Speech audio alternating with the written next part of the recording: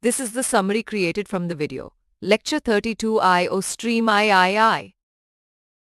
The random access file mechanism enables non-sequential file access, allowing the file pointer to move to any location as required, unlike previous sequential streams. Creating and using a random access file is straightforward. It handles both input and output data, making it suitable for writing elements like characters, integers, and doubles to any position in the file. The seek method in random access file allows programmers to move the file pointer to a desired location, enabling byte-level access for reading and writing operations at any offset within the file.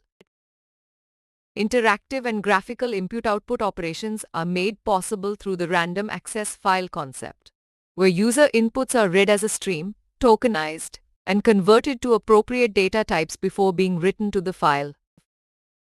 The key takeaway is that random access files facilitate non-sequential data access within files, with the ability to position the file pointer anywhere for read or write operations, handle input-output data streams, and support byte-level access and modifications.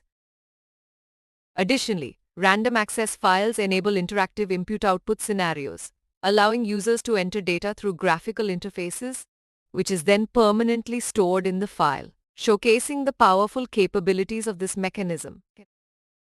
Please stay tuned for more summary videos.